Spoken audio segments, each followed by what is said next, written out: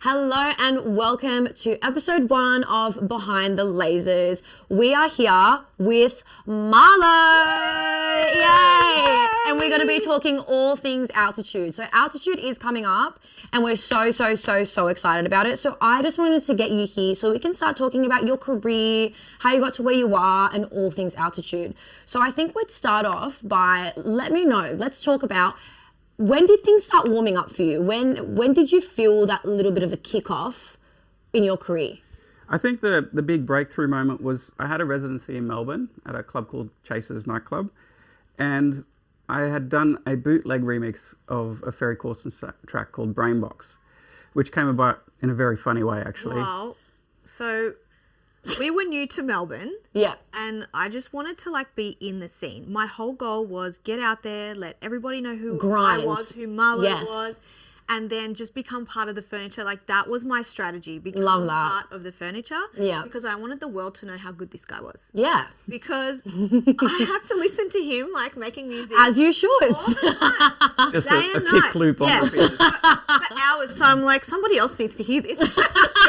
This fantastic kick loop. Cannot just be me. So that was my whole goal. So we were going to all the gigs and just getting to know people. And we knew no one. So it was quite difficult at the start. But there was one night in particular. It was an after party. I can't remember what the event was for. But Ferry Corsten was playing.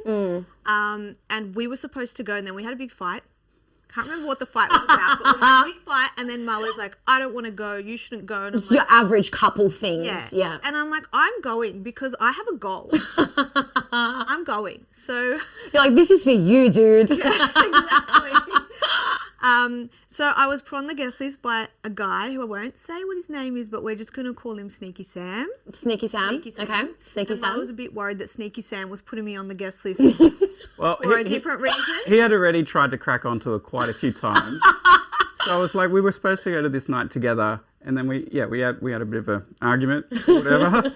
and you're then this like, I'm guy going puts without you. and then this guy puts her on the guest list, and I'm like, oh, do you have to come on, man? Sneaky You have to Sam. go sneaky. Come on. And so she got dressed up and she went out to the thing, and I I was like, went. I had tunnel vision. I had a had sulk goal. at home.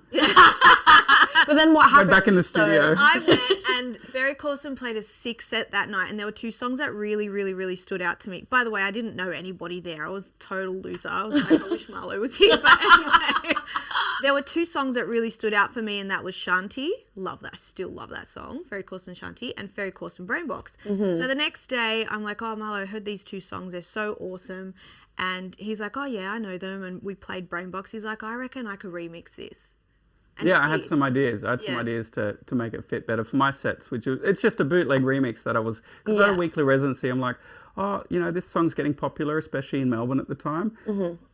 Maybe I'll just do my own remix of it. And I didn't think too much of it. But when I was playing it in my sets, it would get a huge response, and people would roar and they would They would do this.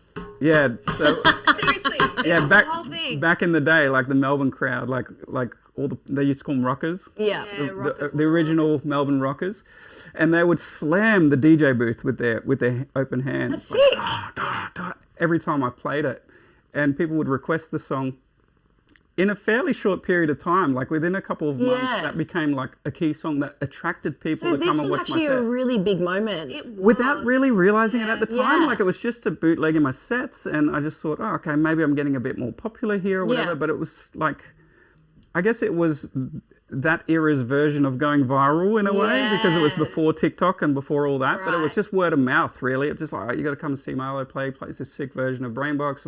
It's not even released. You can't hear it anywhere else. And I think that's another key difference between nowadays and back when I sort of came up, is that it was word of mouth, and so the virality was just people talking about it. People Saying, talking you've about got to it. hear this. You can't get this song anywhere. There was no Spotify. There was none of that stuff. So you can't find this song anywhere else. If you want to hear this song, you have to go to MaRLo's set. And so, What a time to be alive. yeah, it was crazy. It was fun. So you had that song, and you also had Key of Life. Yeah, I did a remix of Key of Life. So I had 2 remixes sort of out in the market at the same time. And Key of Life was a remix on Armada for Omna.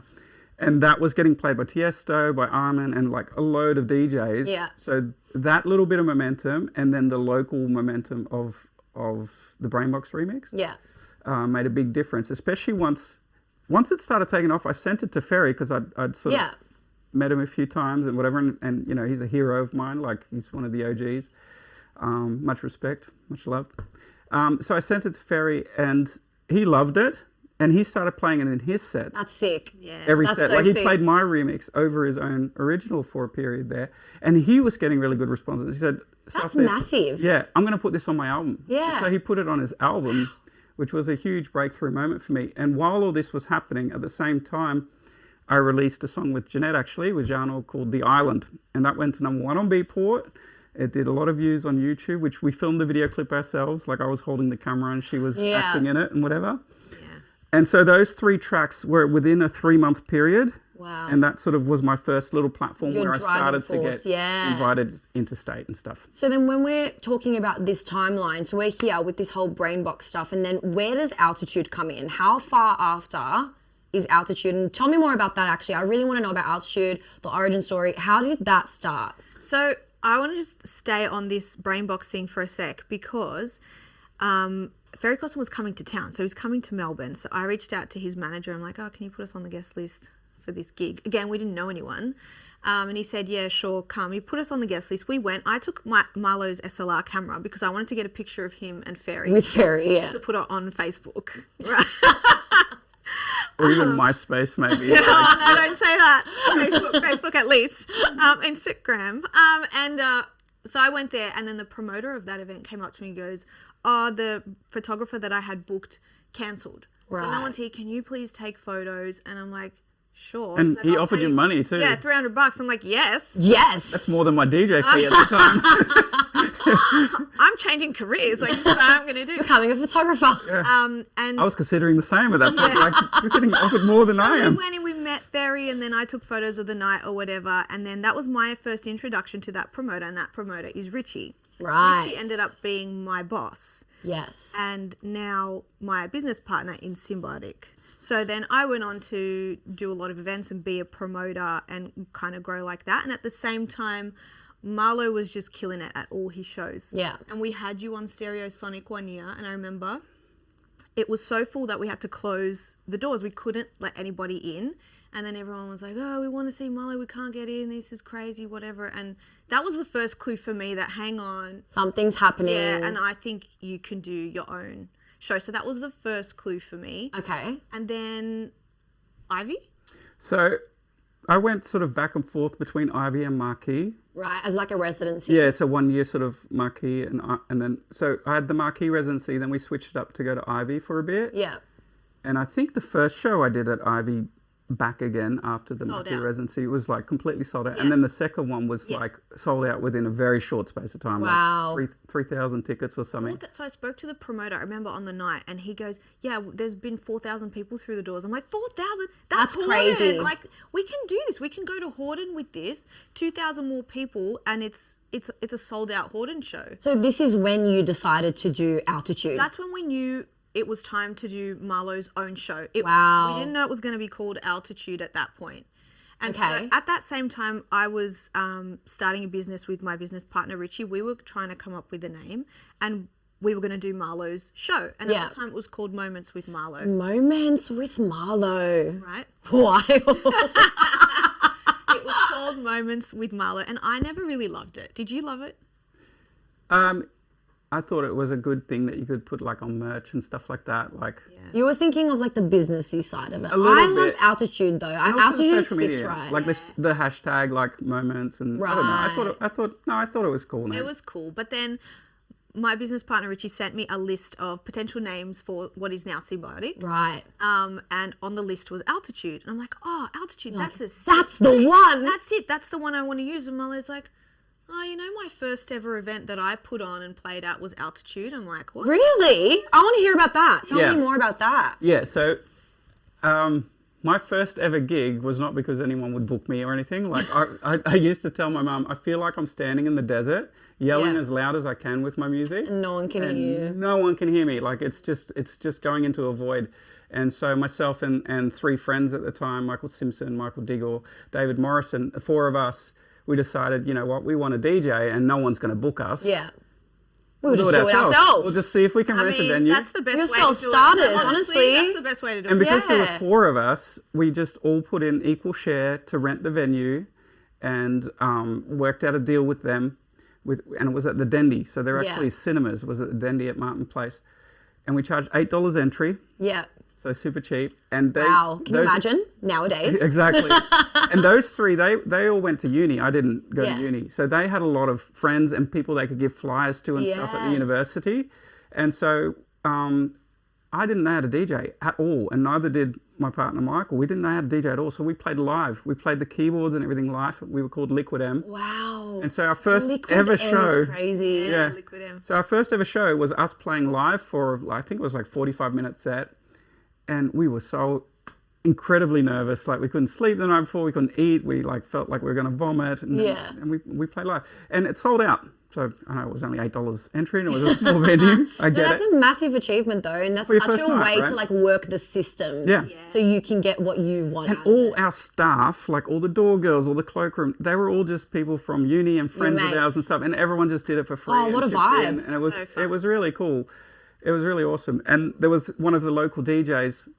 He goes, hey, can I? He was from the UK. He was from, He's like, can I play the warm up set? And I'm a chef, so I have access to a cool room. We're like, where are you going with this? He's like, I'll build you an ice sculpture of your logo. So you know and it's the same logo. The teardrops? The 3 teardrops. You're is lying. Designed by David Morrison originally. I've asked permission. It's all good. So the original teardrops, he would sculpt them out of ice and roll them in on like a pallet and That's put it in so the middle of the funny. I dance feel like we floor. need to do that this year. Let's It was do so it. epic. Let's do it. And so that was the exchange. He got to play a show and he brought his ice sculpture. That's and sick. so we booked him every show Freaking for a ice while. sculpture. Ice sculpture. That's unreal. It was really I love cool. it. So that he just feels like altitude was just meant to be. And then at the end of the night, because it's in the middle of Martin Place, so packed, right? Really Yeah. busy, especially in the mornings. We rolled out the thing because it wasn't melted yet. And we just put it in the middle of Martin Place and it just melted. That's just free promo. Love that. It would last like another 10 hours or something, just sitting there. Oh my god. So when he told me that, I'm like, oh yeah, of course I remember that. Yeah. I asked Richie, are you cool? Like, I really liked Altitude, and Richie's like, you know what? I don't even like it. And I'm like, are you cool if MaRLo takes that name? He goes, because of the background. And he's like, yeah, sure. So that was about 2 weeks or like a week before we were launching Moments with MaRLo. Like, wild It too. was It's like really, down to the. it was like, I think it was literally like 5-6, like a week. yeah, we had artwork done. We had like all the tickets Yeah. set up. Like everything was ready. Moments with MaRLo. We were telling Yeah. everybody this is what it was. Yeah. And then we're like, you know what? No, Altitude's just so much That's better. the one. But yeah. the thing was, the reason we at the start why we had to change the name from Altitude, we actually got like legal letters because there was a bar in Melbourne called Bar Altitude, and and that guy was a solicitor that owned the bar, and he sent Right. all these legal letters like cease and cease and desist, desist. cease and desist, like heaps of them saying you have to change your name. We were kids, we were really Yeah. young, we were like 18. Did you do it? We were super young, and so we had to change the name. We can't Yeah. go to court over Yeah. over this name like that. I'm 18. I don't even know what to do. We've done we've been around for 3 months or something, and we're getting hammered by this legal. So Yeah. we changed our name to Halcyon, and it wasn't a successful whatever else. So before we could change the name again, I had to double check: is that bar still around? And it was gone. And it wasn't. And I'm like, Nice. let's take the name. So we could do So it. it just worked out to be Altitude then. All the stars aligned and Altitude was the right way to go.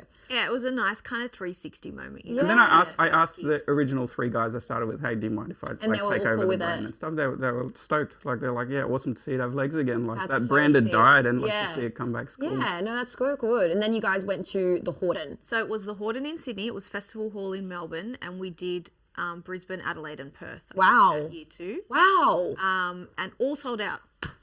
Like, what the heck? What do you mean sold out? What a moment. I know. Can you And we had thought that at the Horden, even if we only get 3,000 Yeah. people, Yeah. we can curtain it off and still make it look It'll look decent, cool. and we'll still do all right. We'll still break even. It's fine. And we've already done like 4,000 at Ivy, so we're like, we can do this. Yeah. Right?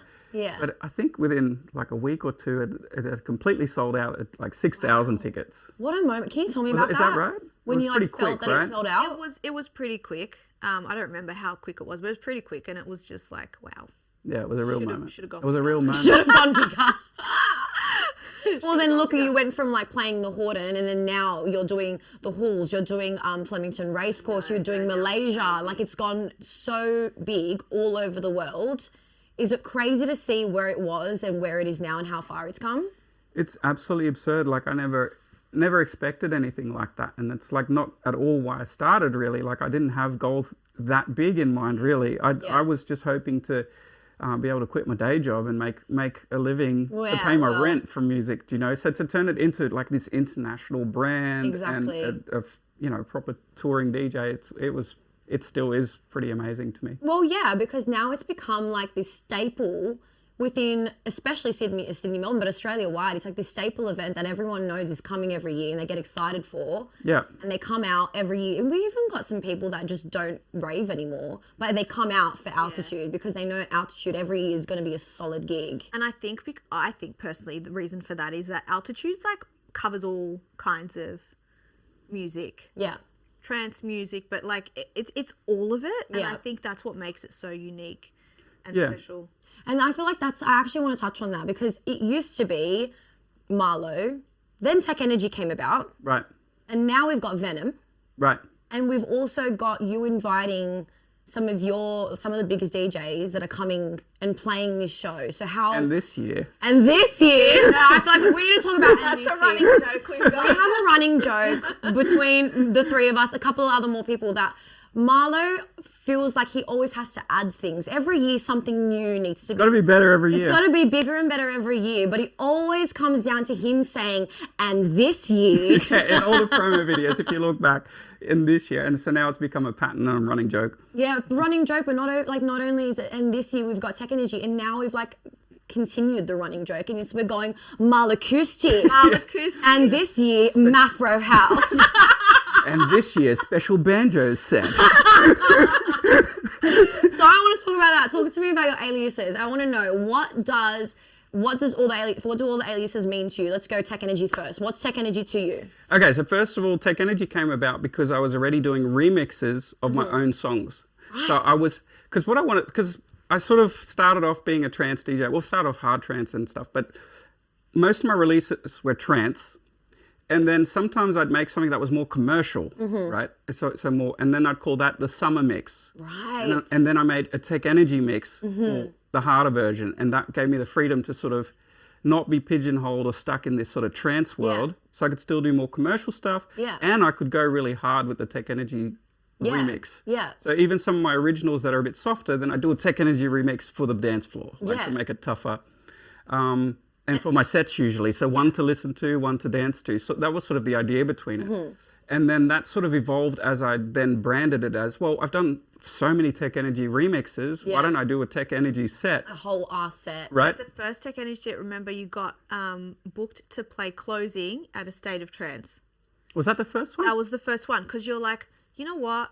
Oh. I can't play, like, every trance track has been played. Yeah, I was the closing set. Has been played. At a State of Trance at that point in the night, every trance track, And it was like 5 stages, you know, and I looked who else I'm up against, and everyone's big trance DJs, like all big DJs, and all trance. And I'm like, I have to bring something else. Different. I can't just rock out with my MaRLo trance set. How am I going to stand out from the tranceness? Yeah, and I also felt in my heart, like, what would I want to hear if I was on the dance floor at whatever it was, 5 a.m. or whatever, at the end of the night, last set? What do I want to hear? I don't want to hear. That's a great perspective. That's what I don't want to hear all the vocals and melodies anymore. I've had that now. I want to. Let's go. Let's finish it off go. strong. So that's where it originally came from, of the idea of like, you know what, I'm just gonna do a Tech Energy set, because I also wanted to name it something else that my fans that are looking forward to hearing The Island or Haunted or all the more vocal songs, that they get this is a different set. It's not, I'm not going to play those songs at this set. Yeah. Like, I like those songs, don't get me wrong. So come to my MaRLo set if I'm booked for an earlier set.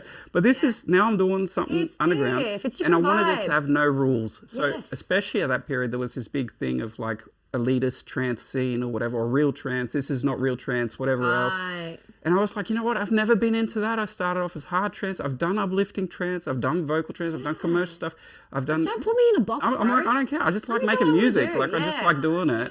And so then I'm like, well, if it's Tech Energy, then all the rules are gone, because I've made up some. You made name. a genre. I've made up a name, right? I've made up yeah. a Tech Energy thing, and it doesn't mean anything. No, it means what you want it to mean, and that works. And so the meaning is, I do whatever I want in that set. So I can play drum and bass, I can play hardstyle, I can play hard techno, I can play deeper stuff. I can do Yeah. whatever I want in a Tech Energy set. So it gives me a lot of freedom. And that's why I wanted to bring it to Altitude as well. Yeah. We put that set up on SoundCloud and it went crazy. Like, I think it's still your most The streamed ASOT set. Tech Energy set. The first one, yeah. I'm going to get that a listen. Yeah, I actually, whenever I work out, I still listen to that original. You probably don't even know that. No, That I didn't even know it was online. Yeah. Yeah, it's on SoundCloud. That original Tech Energy set from ASOT. Do you want to actually know something funny? What? I listen to the 2019 Tech Energy set when I'm cleaning the house. When you're cleaning the house. Because it's the perfect amount of time for me to clean the house. So when the set starts, I start. When the set finishes, I'm about done cleaning the house. And it just keeps me going the whole time. How good so is you're that? Tech Energy ASOT. Yeah. I'm Tech Energy Altitude 2019. How good. That's awesome. I'm a And big then what fan about of it. Venom? How did Venom come about? So, And this year. and this year... No, so look, I was going to a few hardstyle parties and I've become friends with a few hardstyle DJs and stuff. And at festivals, when you're in the bogies, you drive past hardstyle stage, and Sorry, I need some water. Can I have some water? yeah. So I was already curious about the whole hardstyle thing. I liked it, and I was already in the Tech Energy sets playing a bit of hardstyle. Yeah.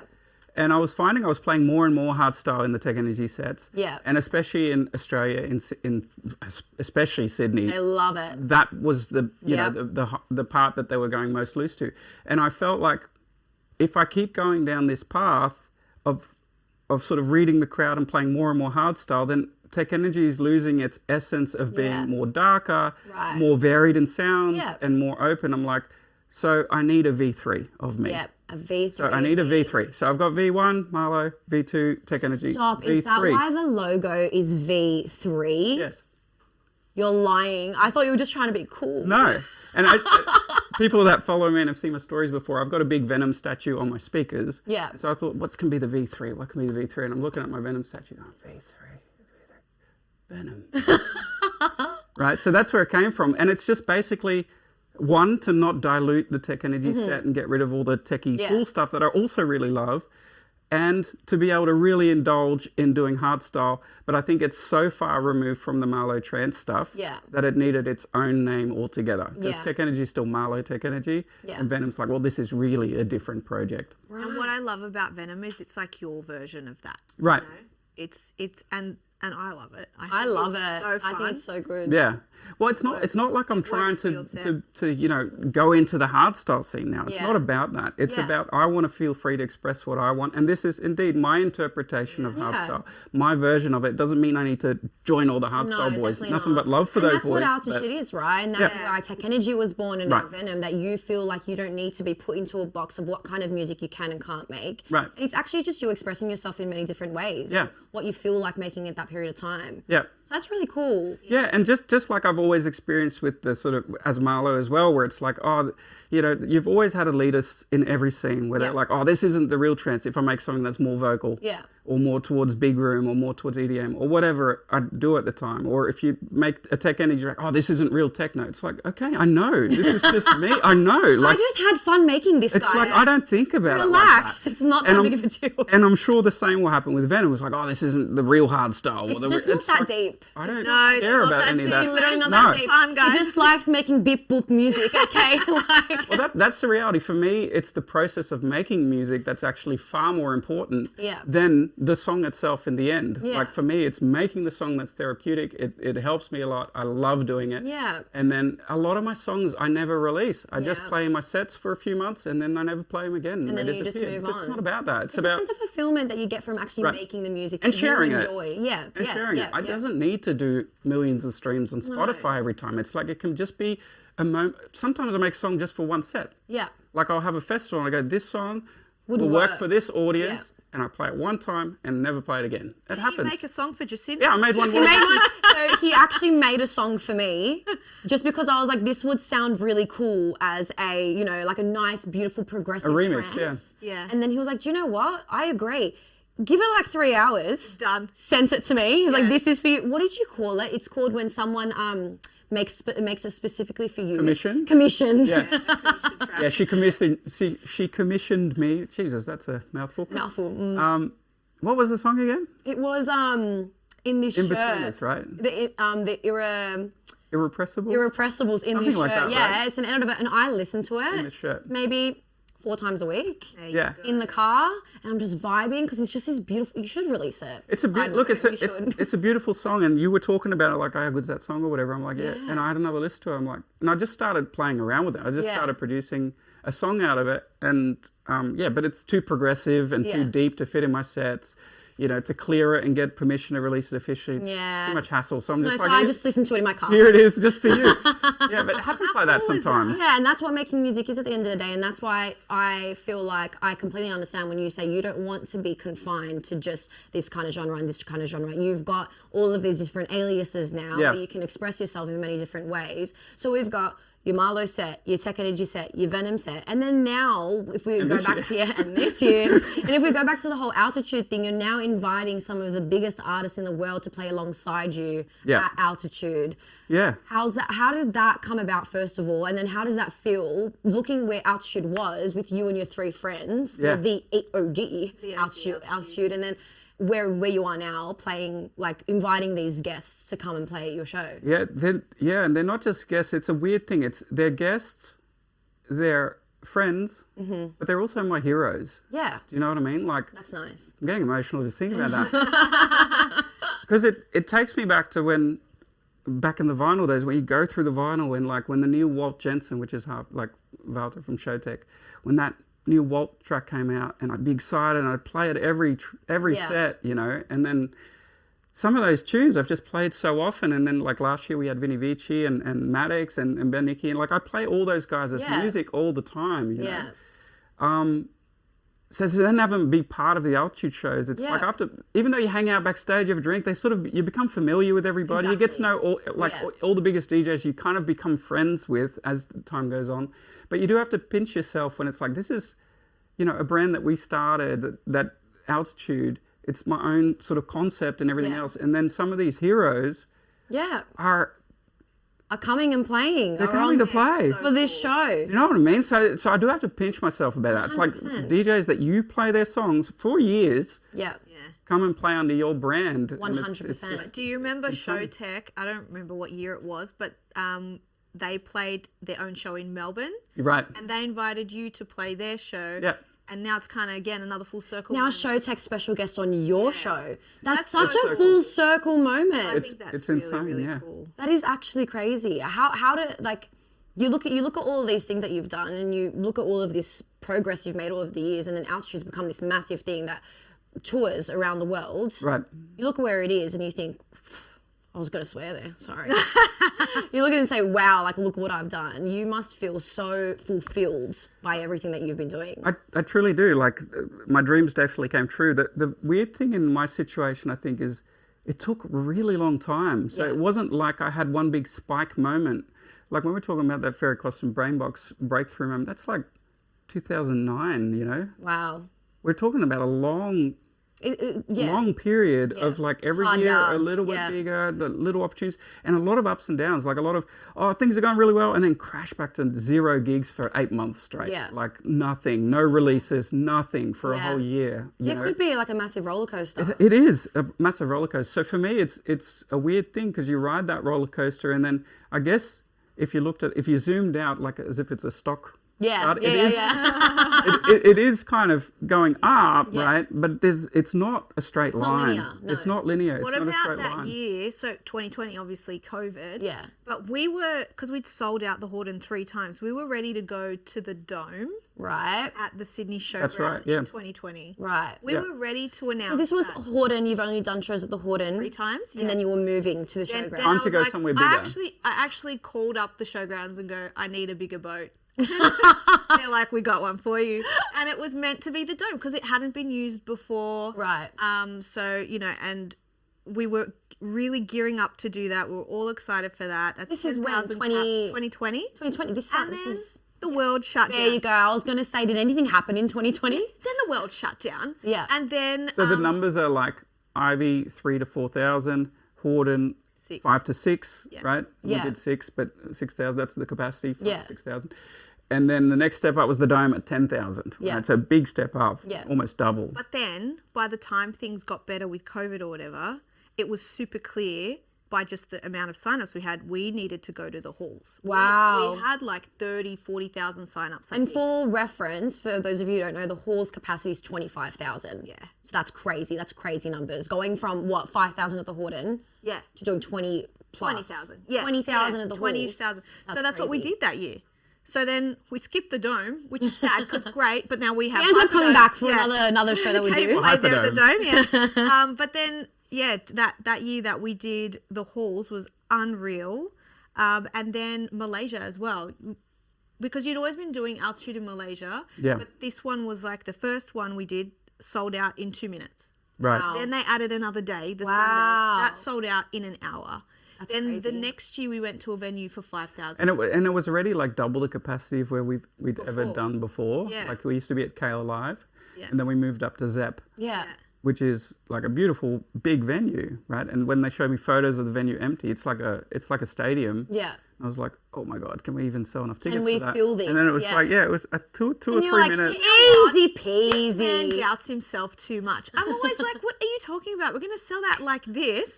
I'm like, I don't know. Yeah, he's like, I don't know. Well, Maybe it's we'll go great back to the have old that venue. sense of humility, though, Yeah. that I feel like it's kind of like imposter syndrome at the same time. It is. It's like you don't realize Yeah. how far you've come. And it's just a crazy kind of Well, the realization. imposter syndrome as well comes from like, it's not like I'm super viral on social media. It's not like I've had my big radio hit that everybody knows. So it's like sometimes I do doubt myself where it's like, but it's literally because people ask me, how do you sell this many tickets? And things like, I don't know the answer to that. I Yeah. genuinely don't know why. The only thing I can think of is like, I've just been consistent. Yeah. I've just kept up the slog. And every show, if I get 200 people at the start, those 200 people will come again and tell their friends. And then I get 300 people the next Yeah. time. And I feel like the long road that I've Yeah. taken has built my fan base up to a point where they want to come and see me play. So thank you. That's And great. it's just, again, like such a fun event, altitude. Yeah. And I think it's something for everyone. Everyone just has a good time. Yeah, for It's sure. not that deep. You just go and you have fun. You and just it's have a fun good to time. It's a real be community. doing. Yeah. And so Malaysia is like just insane. I Yeah. love going there and they love you and the crowd is probably one of the best in the world for sure. So we went from Zep, then we went to I can't remember the name, but somewhere in Genting for 5,000. That sold out. And then the next year we went to what was it called? Sunway Lagoon. Sunway Lagoon, and that was like 16,000. That That's was, insane. that was was absolutely crazy. massive. You were there. This was last year. Yeah. I was. We took I was Jacinta I was with us. there. That was unreal because I have never seen a crowd like that in my life because I did go to Altitude Sydney. Yeah. I went to Altitude Sydney as a punter Yeah. and then also Altitude Sydney and Melbourne working for you. The crowds have always been crazy, but this was the first time I've seen a crowd react to someone like this in my life. Oh yeah, they love you. Oh, When MaRLo went on stage, they were screaming louder than I've ever heard before. I thought this was fake. I thought maybe someone had pressed like an applause thing on the decks. Like this can't be real. But then you look into the crowd and they're like full on like screaming with everything in them. Yeah. Like they're waiting for this moment for MaRLo to come out. It's just crazy that someone has this kind of like influence over these people. It's just crazy to see, honestly. It was just wild. And I was just looking at that. I'm like, wow, this guy has done something here. Like this is history. it's super, super, super special in Malaysia. Super special. Malaysia's a big market. Malaysia, they love you. I love you there. MaRLo, and I feel like you my always love, say, my yeah, love. my love. You always say it's like your second home. Like you love it there. It's I'm sorry, I'm quite emotional with what you just said. I'm trying to compose myself here. Take a minute. It's okay. Yeah. So it's that same long road I was talking about, and Yeah. with Malaysia, it's the same thing where Malaysia was the first sort of Malaysia and Indonesia were the first two international Yeah. gigs I ever did. So that's where I was invited first to play worldwide on my own merits as a DJ, not just as the local guy Yeah. or because I did, some hustle bustle, whatever else. Just like, we like your music, we want to book you. And Malaysia and Indonesia were the first ones. And they've just from the start showed so much love. Yeah. And you can see that. You can see that the MaRLo love there is just so deep rooted. Yeah. it's the just flags that they have, and all everything. the banners that they make, and it's just like another level. Malaysia is wild. Yeah. They mean the world to me, honestly. So this year we're going back up to Genting Highlands in another venue for like 12,000 people, and that's like almost sold out already. Like it's just absolutely unreal. Yeah, it's nuts. It's the highlight of the year for me, let me say. Yeah. Like they're just the best. The Malaysia show. Yeah, I wish that we had a show in Malaysia every week. It's great. The crowd's amazing. Like Yeah, we've got a great crowd though. Like Altitude has an amazing crowd everywhere yeah. you go. Yeah. I think we got to give some props where props is due to the Melbourne crowd. 100%. Oof. The Melbourne crowd goes crazy. Yeah. They go wild. You can hear those fuck yes. Melbourne's sick. All the way- To be honest, like we're really lucky living in Australia because Australia does have like one of the best crowds in the world as well, and like the support I feel out of here. Like, let's be honest, I wouldn't be anywhere without the support of the Aussies. Like when I play internationally, even at big festivals like Tomorrowland or EDC or Ultra, whatever, all the Aussie flags come out. Yes. Just boom, and it's just like Aussie pride. the best. We like, love the that. best. We claim you as our I instantly own. feel it like it's my people, you know. Yeah. It is. It definitely is. so good. So 2024 was a crazy year. The shows were amazing. It was really, really good. But I do want to touch on how Sydney almost didn't happen. You guys don't know about this. I have PTSD from Altitude Sydney last year. Because MaRLo was really sick. You tell this story and let them know how it almost didn't happen, but you pulled through. I don't know how. He made it happen. He made this happen. Look, yeah, it was bad. It was just I was super sick last year. I was I could barely stand up. Yeah. The day before, like I was just in bed all day, could not get up. Yeah. Really struggling. MaRLo's never this sick. No. Even when he's sick, he's up and about. You know how they talk about guys that get man flu as soon as they feel a bit sick, he's in bed? MaRLo's never in bed. No. So this I go time and do you some just gardening bad. or Yeah. potter around or get in the studio, make some music, you know what I mean? Just shake it off sort of thing. But I couldn't do anything. Like I was a wreck. Bad. And like it was show day the next day and I woke up and I'm like, I felt Oh my gosh. absolutely nuts. Like if it was any other show, I think I would have cancelled. Yeah. But it's like, it's Altitude. Literally. I'm doing 3 separate sets. So it's like, A big deal, yeah. and it's my hometown. Like Yeah. I'm in Sydney, like I'm in the same city. It's not like I've got to travel far. Yeah. Just got to drive up to Homebush and go and get this thing done. I was like, oh my God. So I dosed up on painkillers and, caffeine tablets, trying to get some pre-workout, just trying anything to Yeah. get some vibe going. But I felt like death. I could imagine. I had pneumonia as well.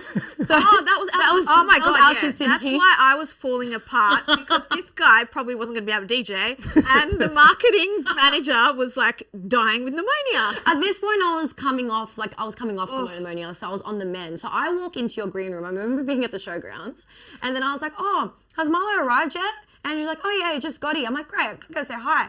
Walk into your green room. You are like lying down on the couch with your eyes closed with something covering. I'm like, "Oh God, what's happened?" Yeah. And you're like, "I'm sick." And I'm like, "Oh no, how did this even happen?" And you're like, "It's okay. We just got to It was power so through." hectic. And so I took another energy drink like a Red Bull or something and took more painkillers and then it's like started drinking alcohol as well. Yeah. And so everything together, I was like, You're like, I just need a vibe right now. I just Anything got to do that's gonna something. work. So by the time I had to do the Venom set, I was like spinning. I was like dizzy. I'm like, whoa, what's going I'm on? just like vibing to the music. I'm just like, oh Forget my your God. DJing and just like, yeah.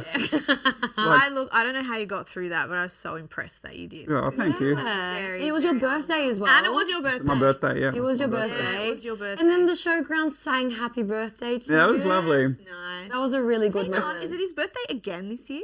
August No, 31 1st of was. September. Yeah. I know when your birthday is, but I didn't. I Close. didn't remember Close. that August had 31 days. Close. The day after. The day after. So that's really crazy that happened. Another crazy thing, you were actually telling me this the other day. This deserves to be on the pod. The ASOT story. Oh, the ASOT 850.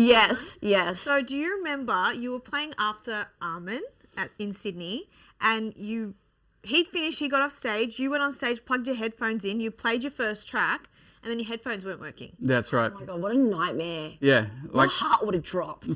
like playing after Armin, like he's the big boss. Like, he's the man. Like he's helped me a lot in my career and he's the king, undisputed. And so like I hop on after him. It is packed, right? And he just played a killer set at his own brand, A State of Trance, right? So, and then I hop on, press play, and there's nothing in my headphones. Oh God! I'm like checking everything. I'm like, it's not working. There's no sound, and there was no stage manager around. And What? and Armin was already walking away, and then someone. He was with me. Yeah, so I think you told him. We were looking at you like, Something's going on. what the heck? But we thought surely you're going to sort it out. Somebody would help you sort it out. Nope, no, there was a stage manager. The stage manager had no idea what was going on.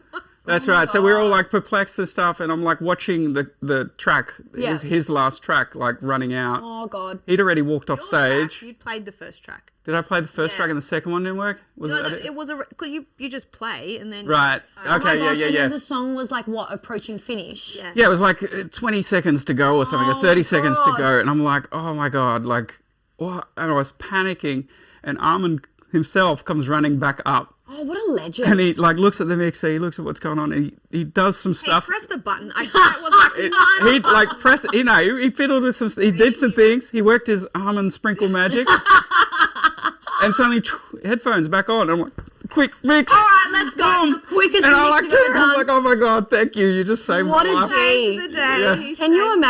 imagine? I would have freaked out. My heart would have dropped. You would have been like in that moment thinking, "Oh my God, what is going on?" Yeah. Of course, right now in this Oh, man, moment, I've- right after Armin, my headphones don't work. I felt like such a rookie. Like I've done, Oh my I've been God. DJing for so long at that stage already, done like hundreds of shows, and then now in my big moment after Armin, I'm like about to fail, right? Yeah. So Oh, that's hilarious. You've had like a lot of crazy ASOP moments. yeah, What Yeah. What about the ASOP 500? You know, when you played Haunted was that ASAP 500? Yeah. in Sydney. In again. Sydney. You played Haunted. So Haunted was a song like that I did Yeah. with Jeanette. Yeah. The song that's banned in the office. Banned in the office because I've heard it too many times. Yeah, we're not allowed to listen to it. No. So, yeah. And it was a weird thing because like in my sets it got a bit of a reaction or whatever else, but no other DJs played it. Like Yeah. it wasn't, it wasn't really doing that much from a commercial point of view or anything. It didn't have a Yeah. lot of streams, nothing. And I played it at ASOT, believing in my own music. I played my own song. For sure.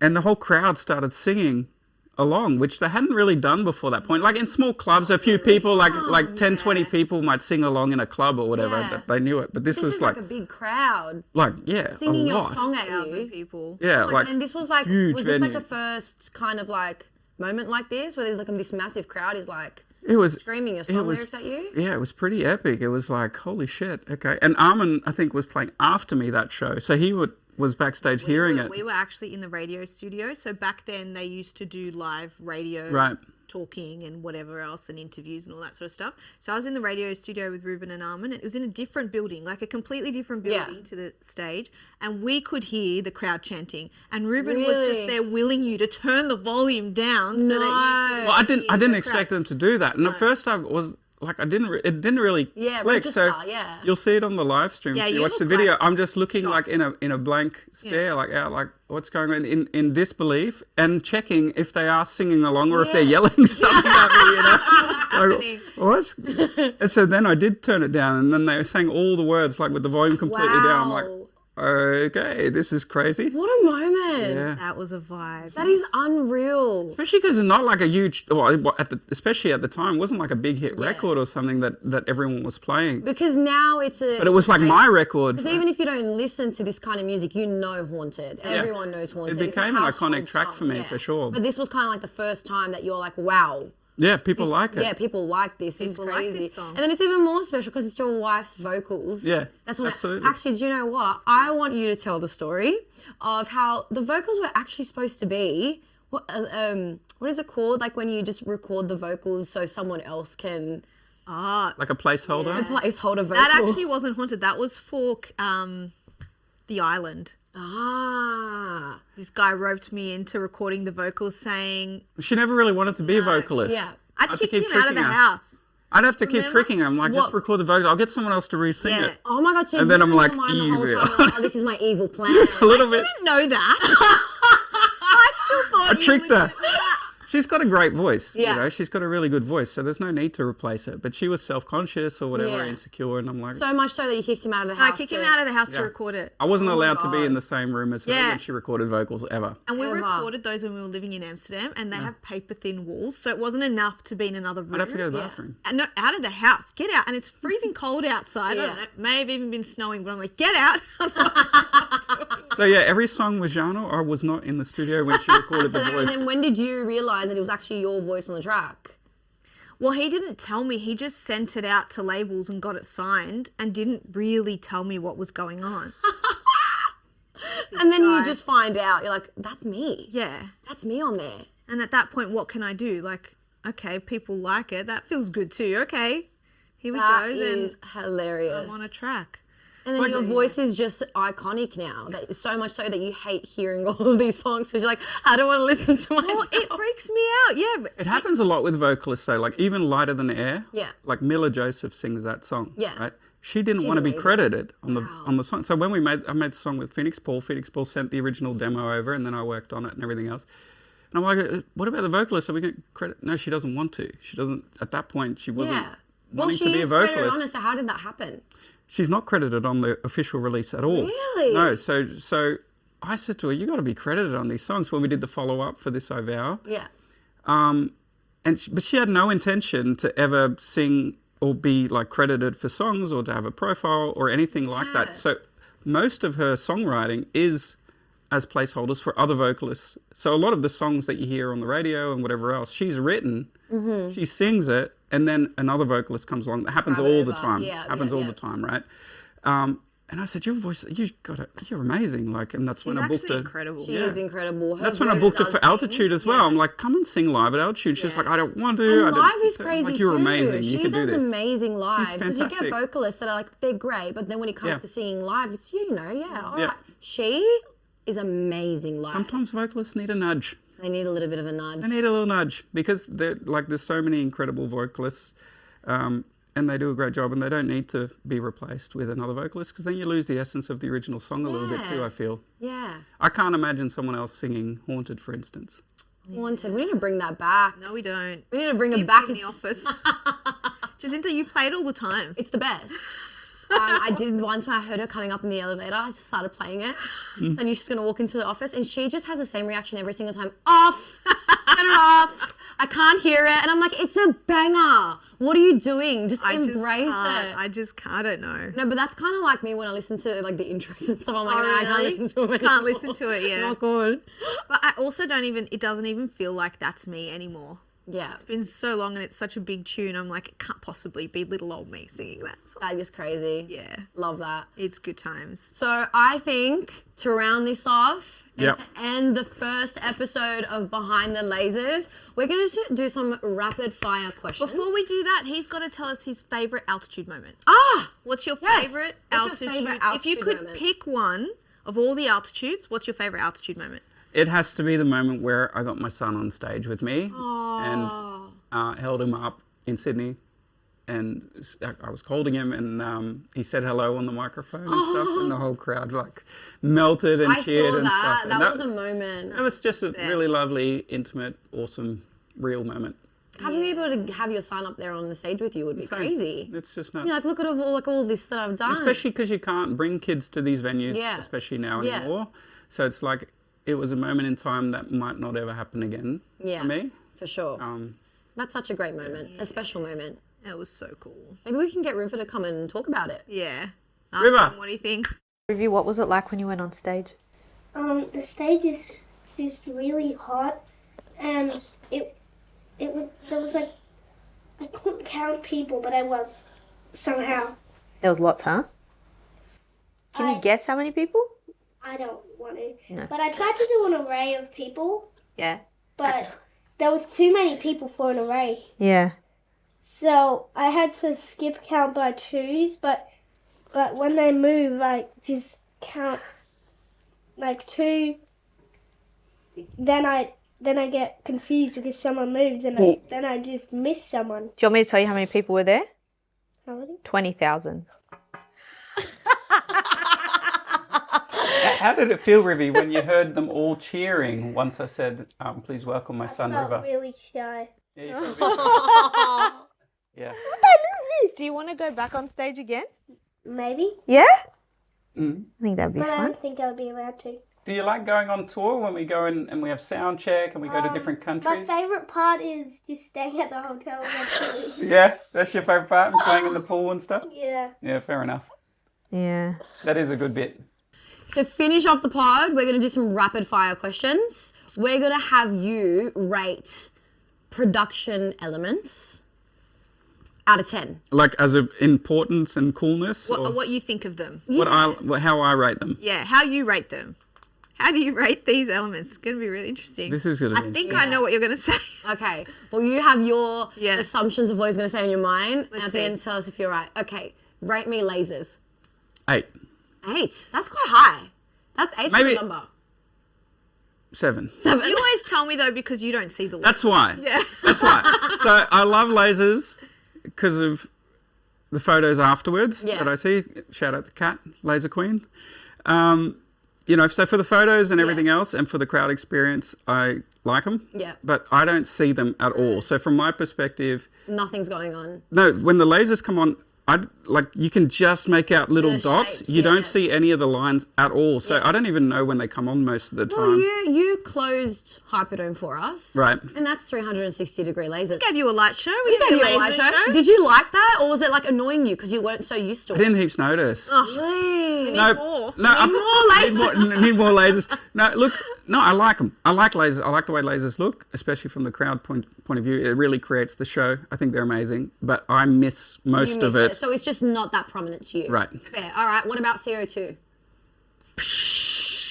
1. That's generous. I thought he'd say minus You know, this 1,000. was supposed to be rapid fire, but I know, want it's to. not. I want you to elaborate. Why 1? Why CO2 1? Is it because it's Okay, like it's so over noisy. the song? It's okay. So yeah, it's exactly. So Right. you've spent weeks refining a song to every detail. curating this song? And if you want to put white noise is shh, that sound, right? If you want to put that on the drop, you can produce that in the drop if you want. I often don't put them on the drop, whatever. But you've refined it so that it's exactly right. And then you put your hands in the air and the crowd puts their hands out with you. And then suddenly it's about to pick and then I just ruined and the you don't vibe. hear shit. And the drop impact is gone and it's all over. CO2 is not your fave. And also from a health and safety point of view, they are insanely loud, especially in a club or when they're close to you, when they're like in the DJ booth and they go off.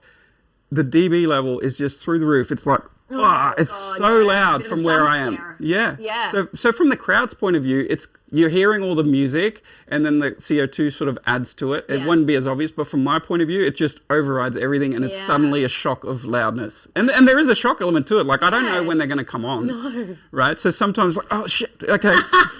So CO2 1. is not great. I don't love it. 1 out of 10. I don't love it. All right. What about lights? And also, I'll add to that. Sometimes, especially in clubs, promoters will hand you the CO2 gun. Yeah. And some You go, DJs like to stand on the stage Yeah. and spray the audience or whatever. And I don't know.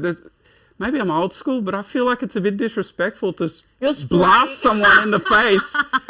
Like if I was in the front row loving the music, seeing my favorite DJ, and then suddenly, boom, I get blasted in the face with CO2 with a cannon. Well, to be honest I with you, wouldn't I like it. appreciate it because if I'm like You're in a hot. punter, I'm sweaty. Yeah. And I get this. I think it's just me. Maybe I'm hypersensitive to You're that just white over noise. it. You're I'm trying to done with protect it. my ears too. All right, so no to CO2. No to CO2. Cancelled. CO2's cancelled. What about lights?